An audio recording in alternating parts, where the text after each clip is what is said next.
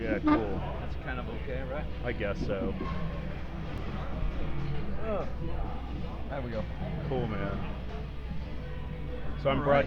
I'm Joe. Hey, Joe. How What's are you? up? Good to see you.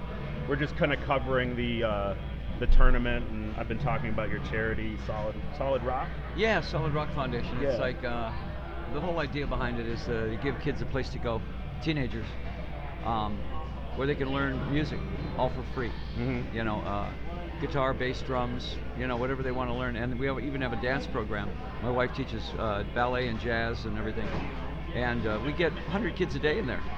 And, you know, the idea is to try to keep them away from guns, gangs, and drugs. And Is it like it's like an after-school program? it's an after-school program, yeah. but it's a big building. It's 30,000 square feet. And, you know, every room has got like a private room for guitar, 2 or 3 different guitar rooms, and then 2 or 3 different drums rooms. So, like, you know, 8, 9, 10 kids could be playing at once.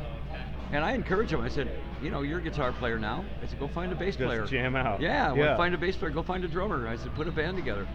And what it does is it keeps them away from what's going on the street. You know, time is the worst enemy for any teenager because there's so much out there that he can get involved in that's bad stuff. So why not get him involved in music? I tell him, I said, you want to be in a gang? Get in a band. A band is a gang. Right. You know, I said, except that nobody's trying to kill you. You know. No, they aren't. No. Well, unless it depends on how good you are. Yeah, right. Could you tell like one of your favorite like stories or success stories or something that? Well, we have kids in there. You know, I mean, like, you know, we get stories that are so outrageous. Some of the kids tell us the stories that, you know, they feel safer at Solid Rock than they do at home. Mm-hmm. You know, you have to remember a lot of these kids. There's parents arguing over the kid's going to be in a gang. Which gang? Which gang? Not if he's going to be in a gang. It's which gang he's going to be in. You know, so that his whole life is blueprinted at that point. And I keep saying, what is the end result of any gang? It's you're either dead or in jail. So that's the end of it. You know, I said, so be in a band, at least you have a shot at making it big. You know, there's a rainbow at the end of the tunnel there. I said, where you guys are going, there's only 2 possible finishes to this. You're either dead or in jail. Doesn't seem like much of a prize, you know? I kind of see it as intuitive. I love the idea. Yeah. But like, how did it come to you? Do you had like a... Well, I think that, you know, all my life I have basically appealed to teenagers. That's been my whole thing, rock and roll and teenage, you know, and a lot of anthems. It's all been about be an individual, be yourself, you know, you don't have to fit in with everybody else. And now I feel an obligation to the teenagers that I, you know, don't necessarily appeal to because it's a different generation. But you still see that there's more problems out there now than there was when I was a kid. It's a more dangerous world now than it was in 1960s, 60s, 70s, or 80s. Right. So now you kind of feel an obligation that, you know, well, as a Christian, you know, I feel that you need to do this for them without asking for anything back. You just say, look, there's no catch. You don't have to read the Bible. Giving is so rewarding. That's it. You give and you say, look, why? And you know, a lot of kids are very cynical. They go, well, what's the catch? Right. I said, the catch is you show up. You show up and play. You know, I said, and the catch is you go home and you weren't a guitar player a year ago, now you are. So it's all basically just for the kids. And I think what it does, it gives them an alternative that they didn't have before. Some of these kids, they had no alternative. It was either going to be this or nothing. So now they can go to this place and go, wow, at least I can learn something over here and get out of that cycle, you know. Yeah, and don't idle time, you know, teen pregnancy, drugs, gang it's shit. You know, since 1960, we up 90% on all those. Drugs, teenage pregnancies, everything is up 90% of what it used to be in the 60s. Mm-hmm.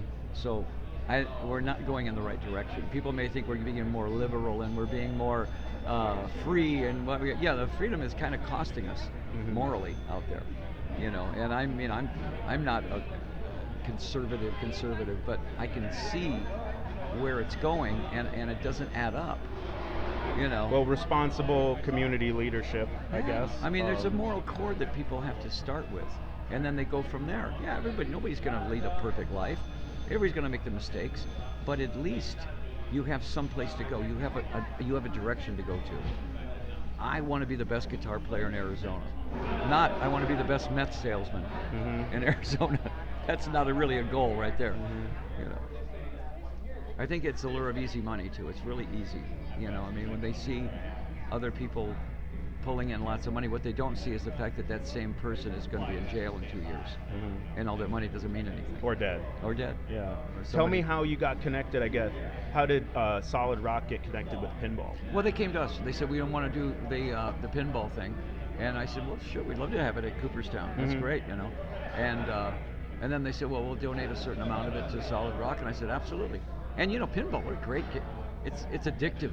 Do you play pinball? I have a Dr. Dude at home. Oh, okay. Dr. Dude, and 8-year-old kids can beat me at it, but Yeah. but it's still, you know, you can see how I have an addictive personality. I haven't had a drink in 35 years, but I had to go to the hospital for drinking and drugs. I mean, I did this when I was a kid. I did drugs and drink. But now I know I'm an addictive personality, so I have to be very careful what I get addicted to. I play golf every day. Golf, okay. I play golf every day. Okay. I play golf every morning. What's your favorite course? There's so many good ones here. That's all We're right. a little spoiled here. Yeah, okay. Arizona is 250 courses just in Phoenix. Oh, Jesus. You know, Okay. Yeah, so, yeah. The weather's this is considered a bad day. My parents live here. I've been here in and out, Yeah, you know, yeah. every other year. Where are you from? I live in Maryland. I live in Maryland. Frederick, So you guys are frozen over right now. I left the day before the blizzard. I'm actually from Toronto originally. Oh, so, okay. So I got migrated to Indiana. Well, and I'm then moved Detroit around. originally. Oh, yeah, okay. So Toronto, when we first started, you know, the band lived in Detroit in 1968, 69. Okay. And that's really where we broke from, is Detroit. So Toronto was our backyard. Yeah. We did a lot of shows in Toronto. You know, that's sort of like that's second home to me. Yeah. You know. It freezes though. Oh man, it's Yeah, cold. yeah. The coldest ever was in my life. People say, "Where's the coldest?" Montreal. Montreal. Montreal was the coldest I've ever been. Chicago. Worse than Chicago. I lived in Chicago Yeah. for a while, but Montreal, it was clear and about minus 40, and it was scary. You walk outside and it was scary. I've been in Toronto in the dead of winter and it wasn't as cold as Montreal.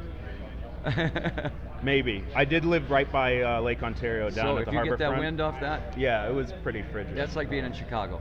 Yeah. Yep, exactly. Yeah, I lived right on the lake in Chicago for a while and it was miserable. Yeah. Okay, man. Well, thanks Great. for coming Well, thank by. you, man. Yeah, Thank you. Good job with the charity. Yeah. It's like great idea. It's fun to do. It's fun to do, and I've seen kids come in there that never even knew what a guitar was, that are now really good players. I mean, because they came every day. Yeah. And they learned every day, and some of these kids were naturals. They just picked it up and they had a Do you feel get for it. you probably get a lot of donations of equipment. Fender gave us everything. Fender guitars came in and they said, "How many guitars do you need?" And I said, 20, 30, and they said, "Okay, send them over." No big deal. Yeah. How many amps do you need? Match it. Yeah. Do you Awesome. need drums? Yeah. So I mean, it's really nice that people like that come to bat. They for get us. it. They get it. They Like get it. good idea, good leadership. I'm loyal to them forever. You know, Yeah, right because on. of that. Is Yeah. that what you used to play? Yeah. Okay. Telecaster. Yeah. Okay. Yeah. Right on. But I mean, we couldn't have done it without them. You know. So it's great to have those people. Okay. Yeah, man. All right. Thank you. man. Awesome, Alice. Alice Cooper.